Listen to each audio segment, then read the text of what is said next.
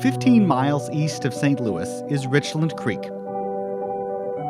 It flows from headwaters in Shiloh, Illinois, through the village of Swansea and the city of Belleville, before emptying into the Kaskaskia River southeast of Hecker. Before European explorers traveled the Mississippi River, Native Americans hunted, gathered, and farmed near what is now the Richland Creek Basin. Later, as cities and towns grew up around the creek, they used its water and reshaped its path. But the creek kept its wild character, forcing communities to face the problem of flooding. Now, parks line its banks and fish swim its channel. Challenges remain, from pollution and runoff to invasive plants and channelization. Still, beyond those challenges, some see great value and great potential in Richland Creek, a stream in transition.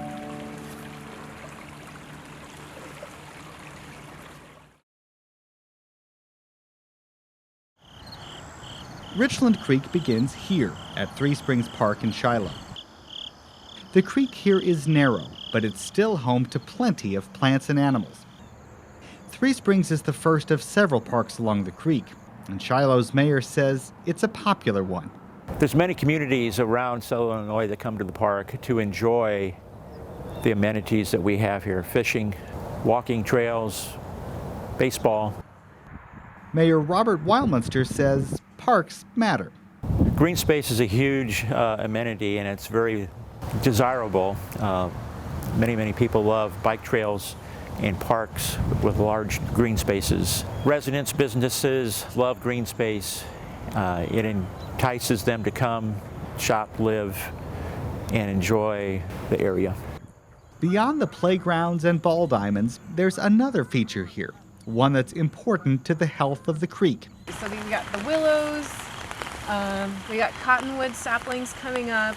Jenny Mulliken is an assistant scientist with the National Great Rivers Research and Education Center at Lewis and Clark Community College. This is kind of a transition, almost like a shrub wetland. You get the trees, which are sort of a forested wetland type, but then there's a lot of what we call emergent vegetation, so that herbaceous green layer that's not quite a tree and not quite a shrub, so it's kind of in between. So wetland is really a transitional area between a permanently wet area like a river, an ocean, a lake, a sea, all the way into a dry upland area. So it's that middle transitional area, and what it looks like will depend on what area of the country you're in, but they all share a similar characteristic with water and how that will affect the soil and plants that are there. Part of a wetland, what makes it so great is that there's a lot of pollution that comes from water as it enters the wetland, like either from an agricultural field with a lot of nutrients,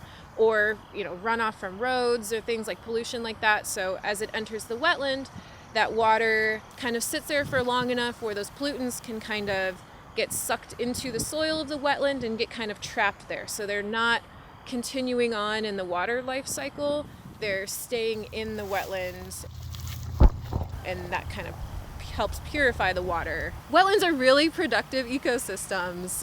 They support so many different types of animals and plants. And so anything you can think of, from insects like dragonflies, mayflies, bees, butterflies, all the way up to mammals or amphibians or reptiles. There's a lot of frogs, turtles, birds, things that require either a home in the wetland or they eat things that live in the wetland.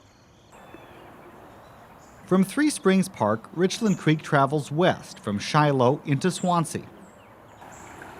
There it winds through another park, Clinton Hills Conservation Park. Rick Tucker is Swansea's Public Works Director. This park was originally a golf course. Through change of hands, auctions, whatnot, the park was donated to us by a developer that bought it at auction. We haven't done a whole lot of work out here yet, but we do have some plans to add more things to the park. Mainly, it will stay a nature park. Heartlands Conservancy has done a lot of great things out here. It's now called Clinton Hills Conservation Park, and it means just that. They want to conserve, try to keep things as they were. People just love it. There's a guy there with his fishing pole and tackle box, so he's ready to fish. It's not flat ground. If you're looking for a challenge, it can be a challenge to walk the entire park. Future plans include a new trail that'll in the beginning will cover the perimeter of the park, and then from there we can branch off and make some shorter trails or some cut throughs or what have you. But it'll encompass the perimeter to begin with. So lots of opportunities for exercise. And we also have our lakes out here that we allow catch and release fishing, trying to make improvements to the lake, try to fight some duckweed and algae and whatnot, but they're beautiful when they're clean.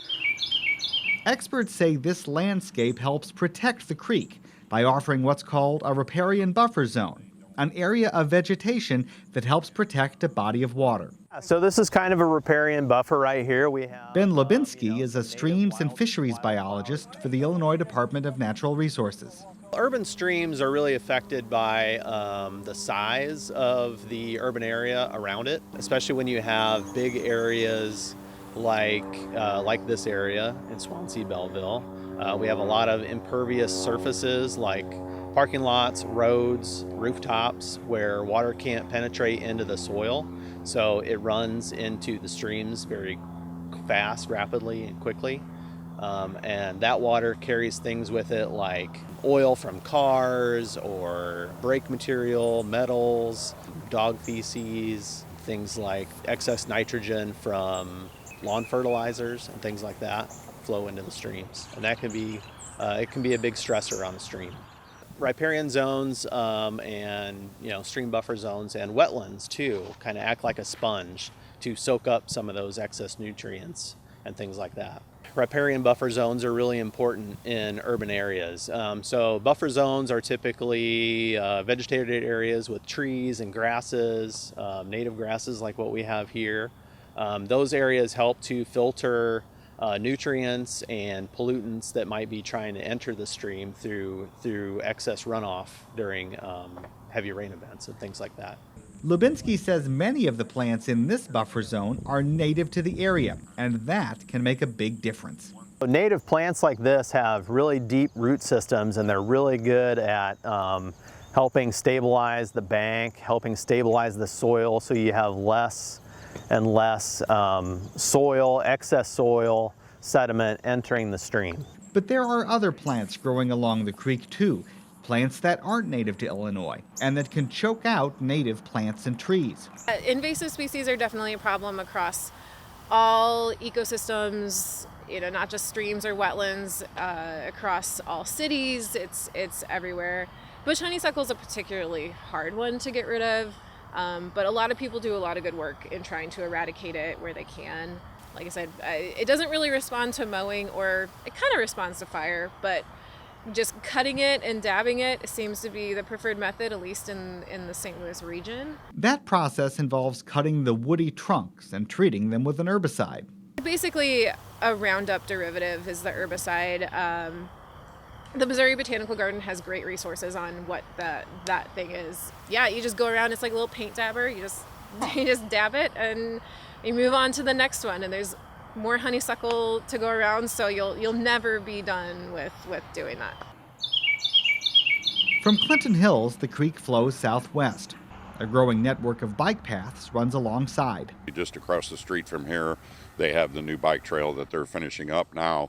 But the trail behind the sewer plant runs all along the creek and through the woods and across Route 161 to Centennial Park. And then eventually, the creek makes its way out here. Richland Creek next flows into Centennial Park. Hi, I'm Shelley Corvus. I am the St. Clair Township Supervisor. Centennial Park is operated and maintained by St. Clair Township, so one of our parks. I love this park. It is a nature park with a 1-mile looped nature trail. Richland Creek runs through our park. We've done a lot of improvements and maintenance to the park since I've taken office. The trail has all been re-rocked and cleaned up. We have informational signs along the trail that tell you about things in the park, the history of the park, which is very interesting, the animals that live here, the wildlife that's natural, the trees that are natural to the park. It gives you information on those. Remnants of the park's history remain. Star Brewery, which was located on Lebanon Avenue, they dammed the creek up here to use the water to make the beer at Star Brewery. That was actually something that they touted, that their beer was made from the water from Richland Creek. There are still remnants of that dam right here on the creek, and there's an informational sign to give you the information about that. We have a nature playground that we recently put in. Play things for the kids, but things that look natural, like they could be here in the park. A log crawl through tunnel, a balance beam, a big rock to climb on. So it's a great park, kind of a little unique urban forest. So, you know, getting a little nature right here in the city. And we're very proud of it. It's my favorite park. From Swansea, the creek flows on toward Belleville. That network of bike paths continues on too. While the banks support plants and animals, the water is home to life as well. Fish surveys like this one have found a variety of species. Largemouth bass, 154. IDNR fish surveys have documented about 20 different species in the creek. Many species are species that people are familiar with, game fish like largemouth bass, bluegills, channel catfish. Other lesser known species like long-ear sunfish, white suckers, and creek chubs can also be caught in the creek fishing. And then further downstream where the creek is much wider and deeper, we've collected fish that are a little more common in small to medium-sized rivers like buffalo, gar, and white bass, black, white crappie, and also sauger. We've collected sauger in Richland Creek as well. One of the more important species that we're looking for in streams, urban streams like Richland Creek, are darter species. Darters are small bottom-dwelling species that are more sensitive to pollution and habitat alteration. So the presence of darter species in creeks often indicates decent water quality to good water quality. The fish populations in Richland Creek are actually pretty healthy. So we see different species of fish, good diversity of fish. They seem to be growing very well. They seem to be healthy. They're not skinny. They seem to be in good condition. As the creek flows into Belleville, it's joined by another bike trail, the Richland Creek Greenway Trail. This section we're walking on right now in North End Park was built in the early 2000s, so it's probably 20 years old now. Belleville's Public Works Director Jason Poole says the trail links a series of city parks. We're standing in North End Park currently. This is the park where the Richland Creek Greenway Trail, which is a 3.8-mile trail, intersects the Metro Bike Link, which is the St. Clair County Transit District's trail.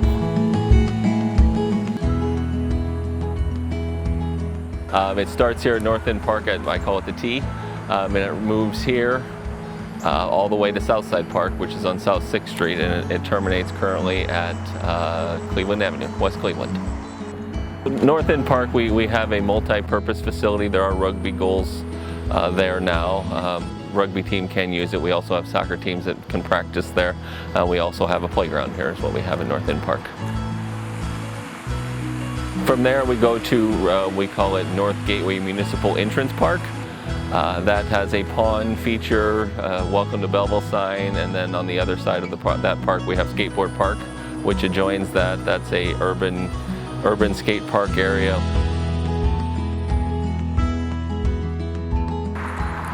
Then you move there to Optimist Park. Optimist Park is more a sculpture park. Basically is what Optimist Park is. The bike trail passes through it.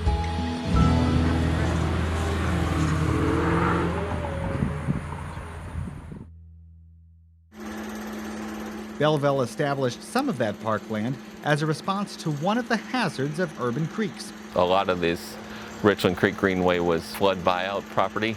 that was purchased through the years of flooding that occurred in Belleville. 25 or so years ago was the last time we actually purchased any property. Heavy rains are a challenge for sure. You know, these low areas are designed to slow the flow, I guess you could say, to prevent the lower ends from taking the heavy water. So that's why we ended up buying a lot of these properties out, was because they were being flooded on a regular basis. So now these green spaces absorb the flooding as it occurs, so it doesn't get into people's homes. So, you know, as far as what do we do, how do we maintain? Well, we basically have to maintain. We have to make sure our box culverts are clear, make sure any trees that fall over them are removed in a timely manner, so we don't have, you know, dams occurring. Other communities and parks along the creek face challenges too, especially during increasingly heavy rainfalls, like those seen in the summer of 2022. On July 25th, 26th, we received in our local area about 10 inches of rain in probably, 12 or 15 hours. This entire park, hard to believe, all the way up to 161 was underwater. This bridge behind me was barely above water. Our nature playground was completely underwater. Houses right here in the neighboring subdivision, basements were flooding.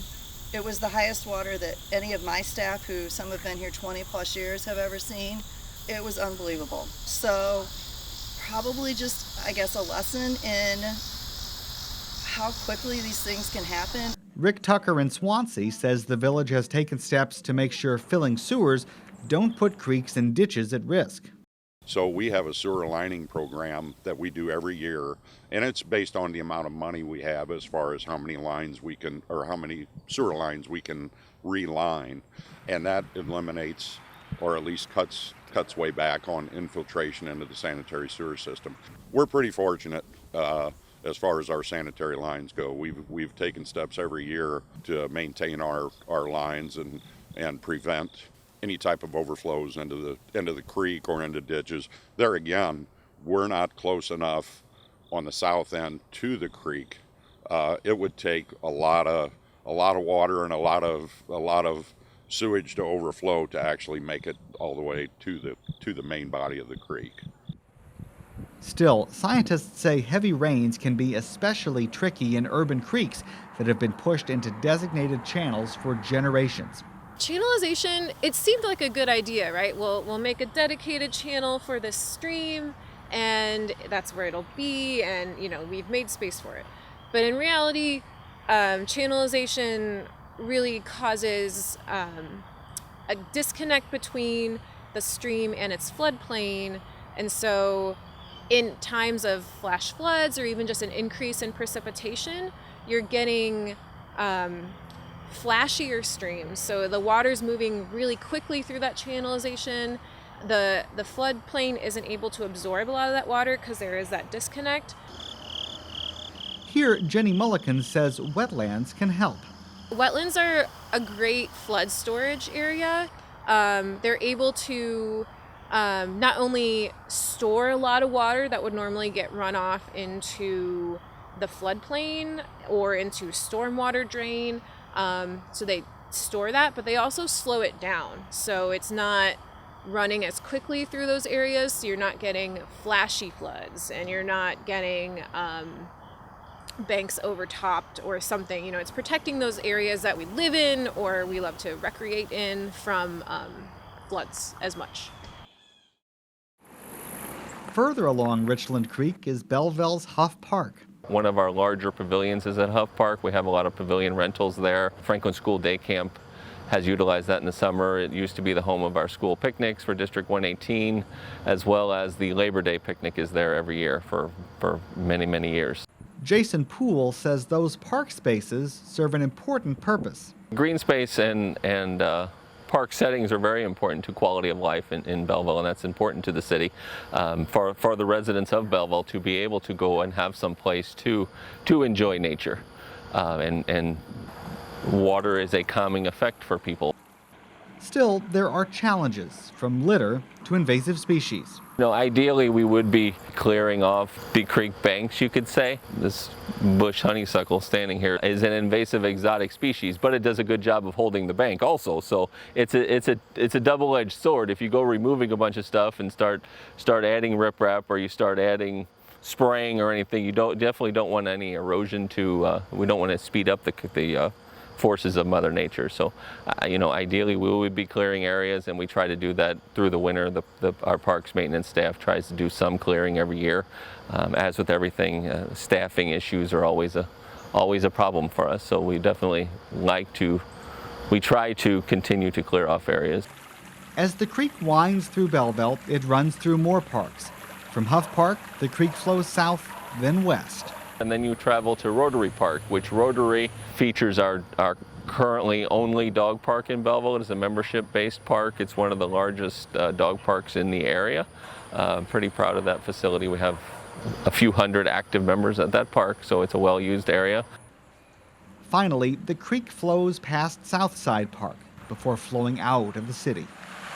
Southside has 2 pavilions. You have a large playground there.